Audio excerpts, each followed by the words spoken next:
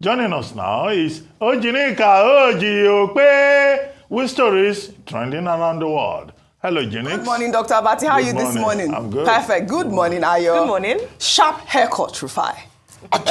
What do you call it? Jinix. What do you call it? What do I call this no, one? It's not Rico. This one? No. It's called policy. I love it. Called Girls Girls follow me. Oh, girls follow me. May the girls follow you. It's called policy. No, Rufai. Girls follow me. Rufai, you're getting a wife at the end of the show. Well, all right. Well, good morning baby. to you.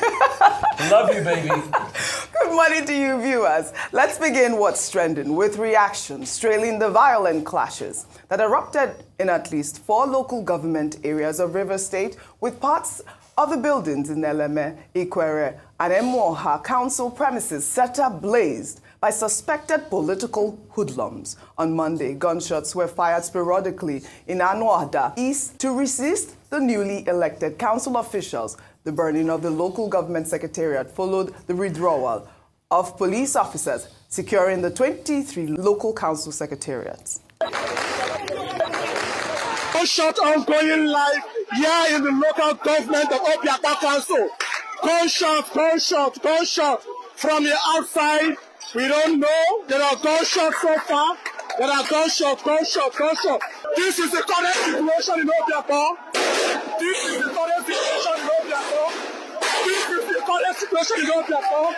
We don't cancel.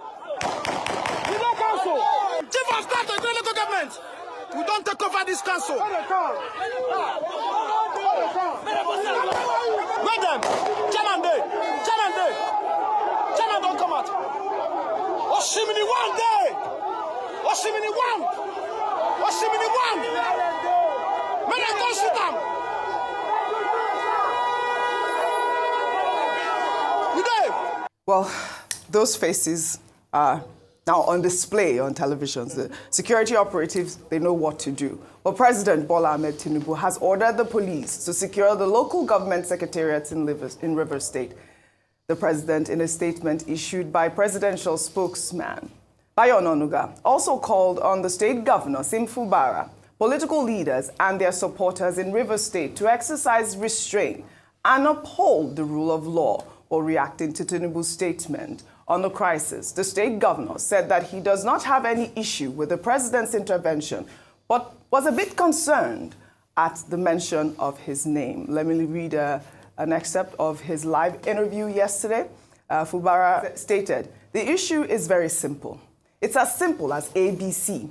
Everyone in Nigeria, everyone in River State knows where this issue is coming from. It's not rocket science. We know what the issue is, and the issue is not Fubara. It is not. I believe strongly that with the recent intervention of the Inspector General of Police, maybe we will have a breathing space. Maybe as a result of him pulling his men out of those secretariats might be one of the reasons the hoodlums took advantage of the situation. But I will appeal that while the men are there, the elected officers should have the opportunity to do their work. At least let them provide security for them," which was even what I was thinking of. I was never of the opinion that the police should pull out completely. No, when they said they were moving out, it was what allowed these miscreants to take advantage of the secretariats to destroy them. All right, let me take some reactions following the story, and this is from Omoyele Showore. He wrote, "IGP withdraws police so that Wike Fubara could burn down local government area headquarters. Tinubu pretends he doesn't know, then orders IGP of police to restore police officers after their LGA headquarters have been incinerated. And you still think they care about Nigeria?" Well, Chris wrote, "President Tinubu is scared of Nyesom Wike. If not, tell me why you will allow your minister to declare war on his state because he has lost the structure. Security details attached to Chijoke, chairman of Obiokpo local government area, are currently repelling thugs who came to attack Obiokpo secretariat." And this was yesterday. Let's take a look at that video really quickly. This is happening live in Obiakpa. This is happening live in Obiakpa. This is happening live in Obiakpa. This is happening live in Obiakpa. This is happening live in Obiakpa. All right, again, highlighted that video. Security operatives know what to do.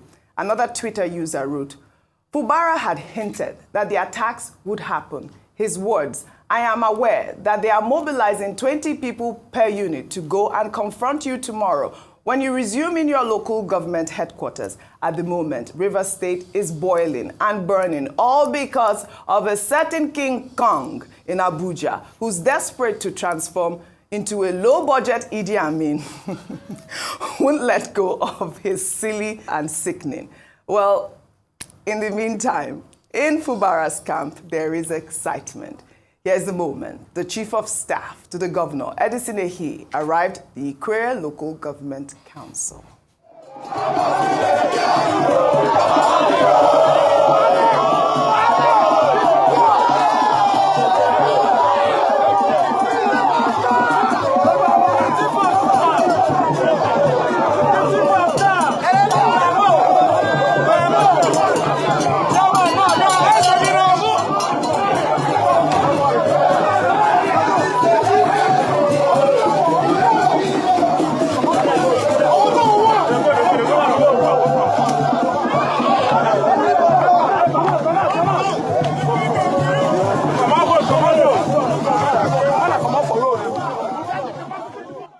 Another gwogwongwongwo in Rivers State. Rufy on fire. The situation in Rivers State is getting more alarming by the day. Audrey, I am shocked that this is the democracy people fought for. And you know what saddens me the most? President Tinubu was part of those that fought for this democracy. It was. Dr. Abati was apt this morning when he talked about the 1965 incident, Wild Wild West. Those elections, after those elections, we know Nigeria never recovered from those elections. Why? Because of the madness of the same politicians. And one man trying to play God. And that man should remember, I mean, where are the Adedibus today? Where are the Adedibus of Ibadan today? In fact, there was a man then, Vincent Ogbulafo, that said PDP was going to rule for the next 60 years. Where are they today? That's to show you that life is transient. Rivers State has now become a free-for-all where whoever's group can make most violence will take the day. And this was exactly what happened in 2019 elections. Now it's repeating itself again because two people are fighting over a state. They never talk about development. Look at all the infrastructures destroyed. They're going to use taxpayers' money. It is only in Rivers that they've destroyed most of the local governments. They've also destroyed their national State House of Assembly. Yeah. Where else are they going to burn? Bonny Rivers. Yeah, that's what it is now. Then the role the police played in all of this. And that's why I was telling the police IGP today, you need to stand up tall. Because these politicians, when they're done, they move on so quickly. But we can't have a political system where men become God. The people must be the godfather. If the people are not the godfather, then you have 10 gods. Then going further, the fact that the police did come out, withdraw themselves from a place that they knew that was volatile. Yes. And you had shared videos yesterday of the police catching away ballot boxes and everything. We saw those videos. This was the same Rivers where somebody played God. Votes of people were subverted in the last elections. They converted a PDP state to an APC state overnight. All of this for the resource of people. And it's not that they're using the resource to make their life better. Go and check unemployment rate in Rivers State. Why will youth not be running around? Youth running around is an indication of the joblessness in the states. And I'm not surprised about the unemployment numbers. You see some people, they come there, they call themselves youth leaders. Ask them, where have they worked in their lives? Most of them, as long as they can get a degree from the university, they become youth leaders. Because you know why? The private sector is no longer lucrative for them to work. It's politics. And they do a lot of shenanigans. Yeah. As long as you can amass 3 or 4 people, give them guns, you become a lord unto yourself. There's so much poverty, there's so much unemployment in a land that has a lot of hydrocarbons. Their youth restiveness, at first they started with youth restiveness. The youth restiveness has chased most of the businesses away. Now the new economy is politics. Nobody thrives this way. No nation does well this way. All of this because one man wants to prove himself as God. Absolutely. Democracy right now is in shambles. Dr. Abati, I'd like your comment on Governor Sim Fubara's statement there, where, he responded to some questions about the incident in Rivers State. He also has called on, the minister of the FCT to, embrace peace at this moment. And he talked about the fact that Tinubu knows what to do. Why is he calling his name? Well, I think, and I have argued, that the president has a duty, has a responsibility to ensure that the situation in Rivers State does not go out of hand. Violence can occur in an electoral process before, during, and after. In Rivers State, we've seen election violence in Ogunabali, in Port Harcourt on election day, and Elekahia, also in Ward 3 of Elekahia on election day. But there has been an escalation after the election, after the swearing in of the local government chairman in Ikwere, in Emoha, in Ahoda East, and also in Obio-Akpo, and it could get worse. And now the president, exercising his powers under Section 216 of the 1999 Constitution, has said that the police should take charge. Well, the pause here is, should the police have at any time gone AWOL, being absent on duty? I think it is a very serious thing that at any particular time, the Nigerian police will say, oh, because the court has spoken, then we will abandon our job. I mean, police work does not require the police to go on leave as an institution. Yes. There's no such provision in the Constitution. Absolutely. We have to keep saying that. Now, President Tinubu mentioned Governor Fubara. He should also mention Wike. yes. I have argued today that Absolutely. he should make it clear to them that this monkey business, where Wike will go in the morning and go and talk to the president, Fubara will sneak in the afternoon or in the evening, and he too will say, well, President, look, he should make it clear to the two of them that if they continue like this in Rivers State will have the federal government will have no option but to declare a state of emergency in Rivers State. Some people may agree with that because of the legal complications involved. He should also make it clear to Wike that enough is enough. Yes. Quoting Okoyemi Adamalekun, that if he continues to create problem, he will be removed in the proposed cabinet reshuffle. Yes. All this talk about Wike will deliver Rivers State in 2027 for President Tinubu. We have seen that he doesn't have absolute powers over the political structures in Rivers State. Let him be asked to go back to the Port Harcourt and go and deal with the issues with his people. Because President Tinubu also has a responsibility to prevent a 1965 situation such as we saw in the Wild Wild West, when Prime Minister Badewa talked that, oh, this is Awolowo's problem. Let these Yoruba people, what do they call us? Nyamene, what? Let them go and deal with their problem in the Western region. And the crisis engulfed the whole of Nigeria. Right. So everybody should exercise caution Absolutely. in this particular matter. Absolutely. And we hope that at the end of the day, good reason will prevail. So President Tinubu's intervention, let nobody bring up issues of federalism. If they put down the roof on his head, all of us will pay for it. Yes. The people of Rivers State should begin to behave themselves. Yes. They have no right to put down this roof, Yes. this house that Kamaya says has fallen anyway. Right. Well, I hope Nigeria will survive. I have to keep reiterating that. There must be peace in Rivers State. We'll take another story. Senior advocate of Nigeria, Femi Falana, in a recent interview said that he has been receiving threats over his decision to take legal action against controversial activist, Very Dark Man. Falana also stated that some persons have threatened to burn his office and kill his daughter over the case. Let's take a listen before we come back for our discussion. The only disturbing area in this scenario is the threat to me and one of my two daughters. some of these guys who I believe are mentally deranged had dared me.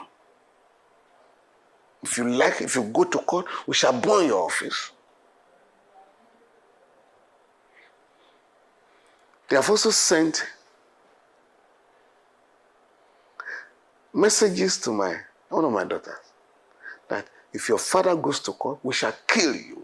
I beg your pardon. In this country. I just laughed. And I asked my girl, don't worry, I will take it up. I've already taken that up. But we must also let these guys know where we are coming from. All right, this is becoming unbecoming. Unbecoming. In Dr. Bati's words, it's not everybody you threaten. No. Mr. Femi Falana is going to give them fire for fire, but I think it's very sad and sickening to see that when someone takes a stand, whether you agree with it or not, on social media, people then begin to send death threats. Folakemi Falana, who is the daughter of Femi Falana, has released some of the messages that she has received on her Instagram page. People telling her, even going back to hit personal about an unfortunate personal circumstance that happened to her and saying, oh, do you want it to happen to you again? It just shows that when you look at people on social media, the truth is if you investigate the people behind the handles, they are not normal. Some of them, like in the words of Mr. Femi Falana, are mentally deranged. Mm-hmm. How can a man who said that he was wronged or slandered by a particular person decide to take him to court? And then, rather than allow the process of the law take its course, you begin to threaten him, you begin to say that you're going to burn his office, it's absolutely ridiculous. And so, this is why sometimes, if we're not careful, people begin to ask for sanctions or for us to moderate what happens on social media because there are some people who use it irresponsibly. Yes. I hope that, and he doesn't look like it anyway, I don't think I need to tell him that he won't be cowed or be intimidated by the threats, but he would actually go along and ahead to get to the bottom of this matter. But even deeper than that are some of the accusations that have come forth. It's interesting that, unfortunately, these matters have now distracted from the meat of the story, which is the corruption in the Nigerian Correctional Service, that we should investigate further beyond just this issue between VDM and Mr. Femi Falana are the bigger issues that video unveiled. That is what we should not be distracted by these stories. We should make sure we face that. I think we've not been distracted. The Minister of Interior set up a committee to be able to investigate it. Inaugurated the committee a couple of days ago. We want to see the end. Yes. Also, the Minister, I have a question for you. The person that works or the people that you suspended in the prison service, Mr. Minister, they said your suspension was social media. I feel that's a real affront. That's an indictment. That's an insult on your position. And if you do not take action, it smirks of everything wrong with Nigeria. So please, we also want those matters to be addressed. Yes. Most importantly, VDM has also released another tape yesterday where Bobrisky was still repeating those allegations. I think, Mr. Falana, you also have to include in your suit for this defamation Bobrisky. Because I think apart from VDM, Bobrisky also needs to come to the court and repeat most of these things as it is said in this tape. I thought Bobrisky has Bobrisky denied all the allegations. No, it's not a case of denying. Didn't he deny? People can deny allegations from here, but as long as you have an empirical tape, which can be subjected to forensic evaluation also, it needs also to be called forward for all these conversations. Needs to come out. Yeah, so I think you also need to join him in this suit. And for those that go and make all sorts of threats, please, I beg you, stop it.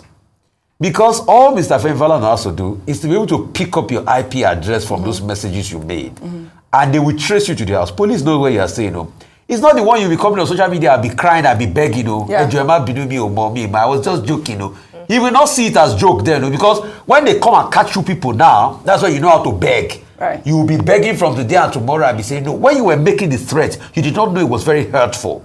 We totally condemn your actions and don't do it. It's the For those that go out to assault people and do all sorts of, do not do it. They will catch you. There's no anonymity on social media. They will find you, they will get you, and you will face the full wrath of the law. They will find you. It's the irresponsible use of social media. You are not anonymous, so don't deceive yourself. And then we move to the next story. No. The point is that, look, we're in the age of digital footprint. Yeah. People should not hide under the anonymity Yes. that social media ostensibly provides to threaten people. When you threaten people, it's a felony. You are committing an offense. You have no right Yeah. under the laws of Nigeria to say you will kill somebody for any reason whatsoever. You have no right to say you will burn somebody's office down. Arson, attempted arson is in itself a felony. Well, that's why I said it's not everybody you threaten. Mr. Femi Falana, SAN, you know, Falana and Falana chambers, they know more than enough law to know that, you know, if you try them, they will come after you. It was a giggle for me. And there will be was more than making that enough statement. justification. Yes, absolutely. Now, he was the one saying these people are mentally deranged. Okay, if they are mentally deranged, in fact, they will have to prove it in the court of law. You know, you have to say, well, you have a mental problem for you to have committed a particular felony. Yes. And even that will be subjected to investigation by the court of law, Forensics, you know, yes. as appropriate. Absolutely. So people should just learn a lesson. This social media frenzy, everybody imbecile goes on social media to mouth nonsense and to malign people. No. There are limits to individual freedoms. Absolutely. No freedom is absolute. Don't say I'm an activist. I'm this. Then you're allowed to defend then I people can and talk no. anyhow. I have one miserable phone. Most of these people have miserable phones. Dr. Patti and the miserable phone. What is it, Turaya or Nokia? Which one is it? I want to see. You cannot. Those miserable phones. All these second-hand phones. So if you have good phones, you tweet all right. Well, all right. Dr. Patti. It's very particular Well, all right. about phone camera. No, please. This is a serious situation. Please, we have to use social media responsibly. Yes. Responsibly. Well, all right. Well, yesterday we took the story of Kenneth, who was arrested in Delta State for protesting against the deplorable state of the road in Sapele. Well, let's now turn our attention to Abia State. Here's an amateur video showing the state of a major road in Aba, a commercial nerve center in the state. Social media and the Kuna Rosa. Laba number one governor, Ebana Rosa. Legend Madu Chabo Hanaka. Legend Madu Chabo Hanaka. Ina Nkwangwa, a business area, Ebene Watego Nabia State. Aba, the mother Atafu. They can the mother Satafu Nabana Aganaba. Now people are Atafu here, with a business area. Ebene Watego. Well, Alex Oti has been termed the performing governor. I mean that's But you can't blame him. The previous governor, Okoze Ikpeazu, also has questions to answer. With that road, absolutely. With due respect, Governor Alex Oti can fix it. But I'm saying that's why I'm saying it, because he's been called the performing governor. If you want to blame Okoze Ikpeazu, his term has gone. Yes. Of course. The person that takes responsibility is Alex Oti. I agree. Alex Oti, go and fix that road. Yes. That's why we're highlighting this video. I mean, the guy has clearly stated where the road is. You should go and take a look at it. And I would like to highlight more of these videos to, put these state governors on the spot. Yeah. You said yesterday, we don't want to hear that it's a federal road, it's a state road. All stakeholders should come together and please help us ease the pain of Nigerians. Look at those people walking around with their, with no shoes, walking around swimming in the water. Anyway, from yesterday's story, Kenneth had said, I believe he responded to our advocacy worked because he's been released from detention. It's good that he has actually been released at this point. Well, also, here's another video, though, showing the state of a major road in the heart of Asaba, the capital of Delta State. Let's take a look. Oh boy, see Asaba. Jesus. See. Hey, we are finished. Since governor moved from Delta North, it don't finish. We are gone. Organize, what are they carrying you? I mean, are you the drive? Sheriff is working. Sheriff is working. What did you just call him, Sheriff? Well, Ojinika, you are from Delta State. Yes, I'm very proud. Ukwani. Do you people still have a sheriff in town? That's the question. In Delta State? That's the question. Because this is Intabao Junction, they called it in Asaba. The other road is Okpoihia Road, I think, in Abia State. Well, look, the responsibility of government is to make life easy for the people. For the people. Section 14, sub 2 of the Constitution, section, I think also 15, reiterates the point that, look, the government has a responsibility to make life better for us. That's why they collect FAC allocation. That's why they are there. And to repeat the point that I made yesterday, the ordinary man you can't go to the ordinary man and say, this road belongs to local government. This road belongs to state government. What the people want, when they say, we want good governance. Yes. Simple things. That's it. Nigerians are not very difficult people. They just want electricity. They want good roads. They want security. And they want jobs for them to be able to feed themselves. Why is it so difficult at both the national level and the subnational level to meet these expectations? This is the dilemma of Nigeria. Whether it's in Abia State or it's in Delta State or it's in which is your state? Lagos State. Lagos State. Yes. No, Lagos State. Again, well, to answer your question, Dr. Bati, we do have a sheriff in town. Well, sheriff. Maybe the sheriff is sleepwalking. No, he's not working. He's probably not sleepwalking, but that's why we put out this street lights sheriff. Somebody compares street lights. The street lights. Well, they're all all right. Now he's aware. Maybe he didn't know about it. Now that you say there's a sheriff. Yeah, he has to prove that there is a sheriff in town. Well, all right. Well, before we end what's trending today, let's share an inspiring report of a Nigerian naval officer who won the International Cadet Sword of Honor from the Royal Air Force College, Cornwall, in the United Kingdom, and a major breakthrough in the country's medical landscape. Flying officer David Sangakoya has made history as the first cadet from the African continent to receive the prestigious International Cadet Sword of Honor from the British Royal Air Force College since the Academy's inception over a century ago. Sangakoya received the award for outstanding performance as a top international student and overall best performer in the leadership and training course for the 2023-2024 academic year, while speaking during a commendation ceremony in honor of the flying officer at the NAF headquarters in Abuja on Monday. The Chief of Air Staff, Air Marshal Hassan Abubakar, described the achievement as truly groundbreaking, adding that the feat underscores the excellence that exists within the Nigerian Air Force.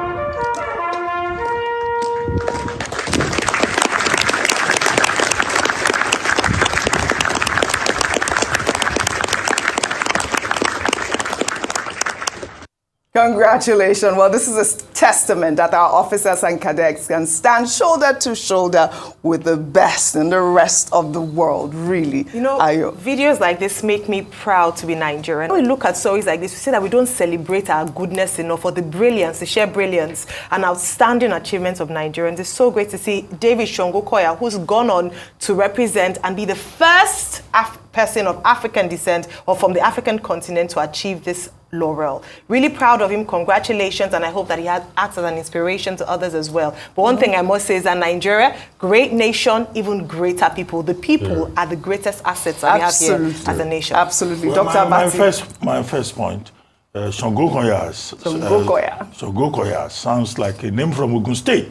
The gateway to Nigeria, the people from that part of Nigeria who always excel in everything, whether politics or academics or literature.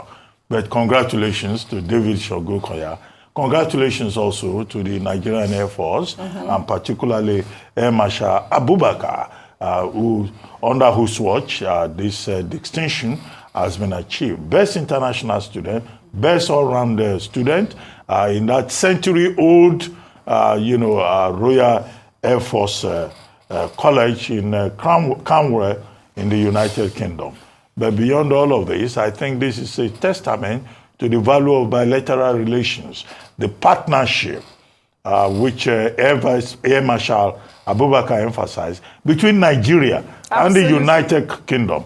We have shared history, shared diplomacy, shared partnership with the United Kingdom, and I think that this is very remarkable. Yes. Nigerian soldiers have been going to Royal Sandals College and Royal Mons Cadet College since the 50s, even beyond before independence. And it's good to see that that tradition of partnership continues. Absolutely. Air Marshal Abubakar should just make sure that this standard of excellence, of discipline, of international capacity is reproduced even here at home. There's work to be done at home at various fronts in the Northwest and the Northeast. Right. If we have trained officers like this who distinguish themselves, let us see it in terms of how this government fights terrorism, banditry, insurgency. Fantastic. Congratulations, David Shango Koya. Absolutely. I'm sure he's from Ogun State. Absolutely. Congratulations, Flying Officer Shango Koya. Well, let's now highlight a monumental achievement for Nigerian healthcare.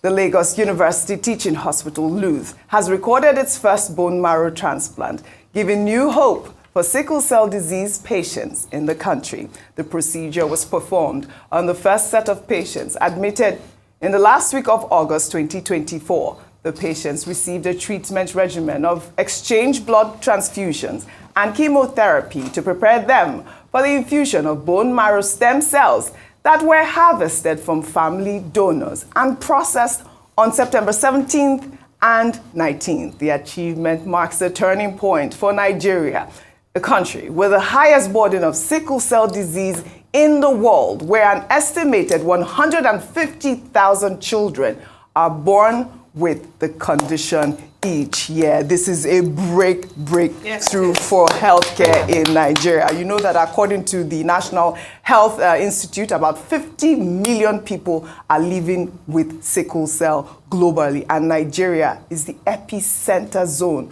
with about 4.6 million people living with the disease. It means that 1 in every 4 Nigerians has sickle cell, and this is an amazing breakthrough for healthcare. LUTH has been doing very well. This was also in conjunction with that foundation. I mean, very apt at a time like this where the scourge of sickle cell goes on and on. But please, and watchers out there with institutional memory can correct me if I'm wrong.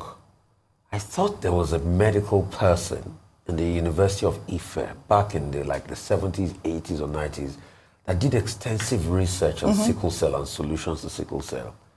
What became of that research? And I think that's something we could dig into again. Yeah. Because there's something with us in this country, we forget our institutional memory.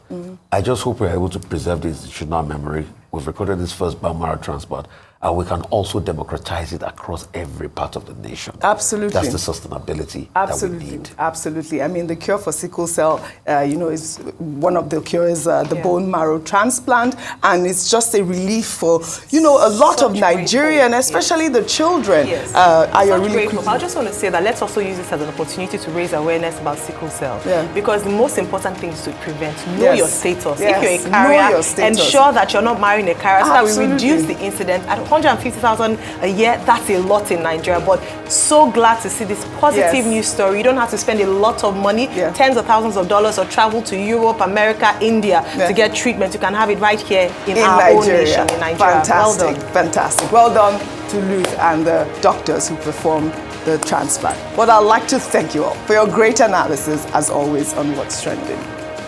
Well, that's all I have for you guys on What's Trending today. I'll see you all tomorrow.